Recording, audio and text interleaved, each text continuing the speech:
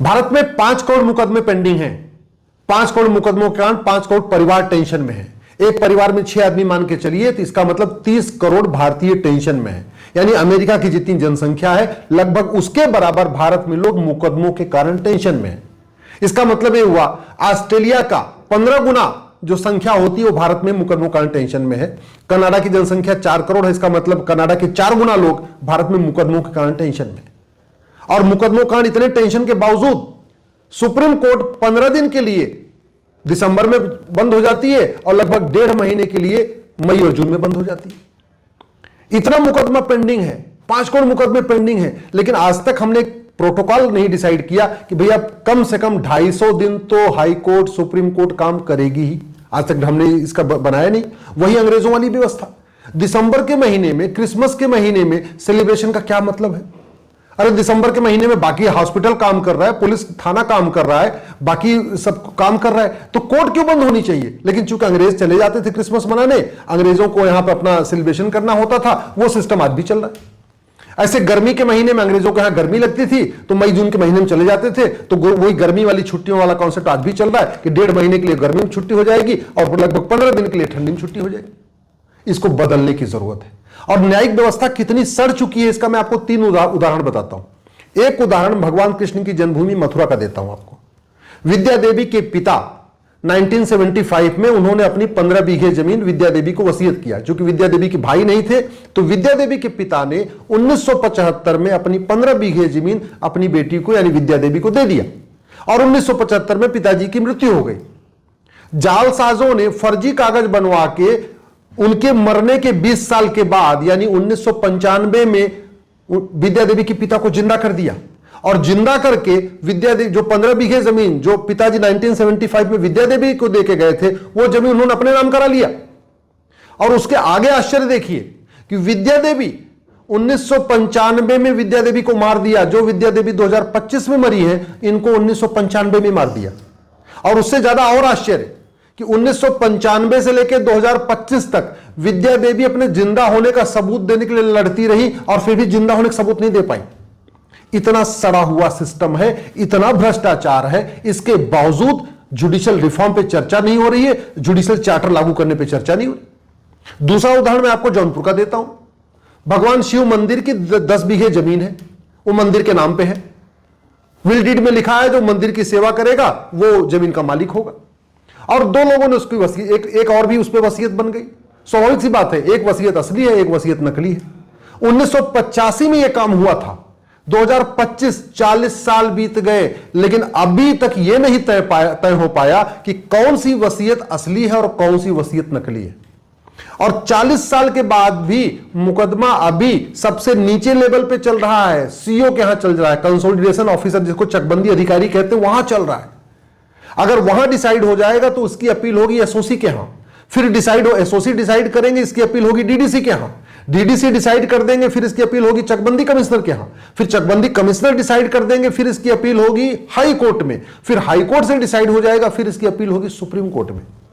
तीसरी जनरेशन मुकदमा लड़ रही है।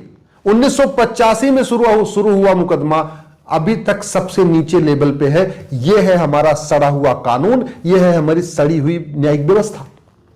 तीसरा उदाहरण आपको देता हूं, पंजाब से, पंचकुला से कर्नल कबोत्रा 1971 में उन्होंने पाकिस्तान के खिलाफ युद्ध किया था।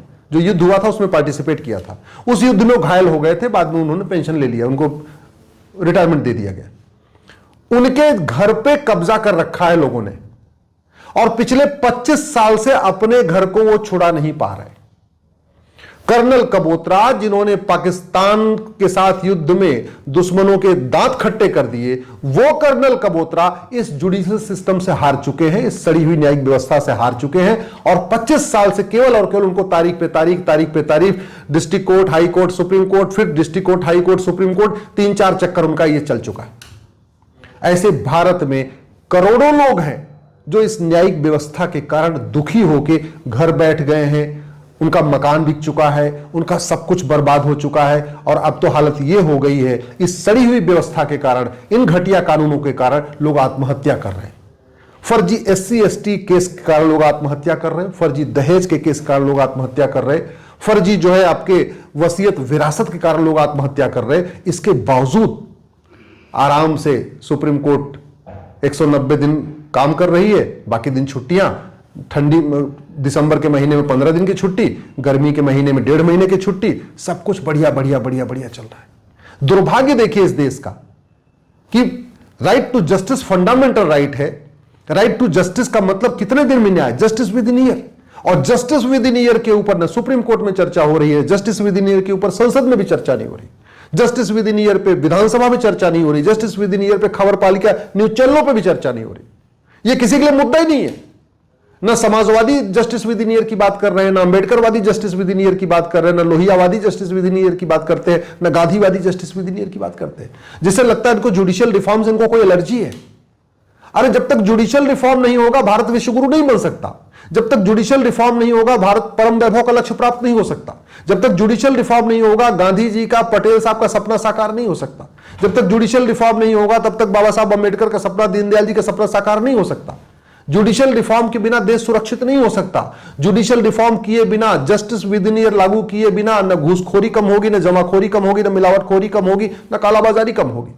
जस्टिस विद इन ईयर लागू किए बिना न आतंकवाद खत्म होगा, न अलगाववाद खत्म होगा, न जिहाद खत्म होगा, न मजहबी उन्माद खत्म होगा। जस्टिस विद इन ईयर लागू किए बिना कानून का खौफ पैदा नहीं होगा। जब कानून का खौफ नहीं पैदा होगा तो न लव जिहाद रुकेगा, न लैंड जिहाद रुकेगा, न धर्मांतरण रुकेगा, न घुसपैठ रुकेगी। अल्टीमेटली भारत में सब कुछ अराजकता इसलिए तो चल रही है कि भाई ठीक है मुकदमा चलेगा 20 साल 30 साल 40 साल चलेगा। किसी के घर पे कब्जा कर लो, पता यार उसको अपना घर खाली कराने के लिए 40-50 साल मुकदमा लड़ना पड़ेगा। ये तो चल रहा है भारत में। कौन समाधान करेगा? अगर इस व्यवस्था का, इस सड़ी हुई न्यायिक व्यवस्था को सुप्रीम कोर्ट नहीं बदलेगा तो कौन बदलेगा? इस सड़ी हुई व्यवस्था को अगर संसद में नहीं बदला जाएगा तो कौन बदला जाएगा? आम जनता जाए तो कहां जाए, किसके पास जाए? आम जनता लेखपाल के भ्रष्टाचार से परेशान है, कानूनगो के भ्रष्टाचार से परेशान है, पटवारी के भ्रष्टाचार से परेशान है।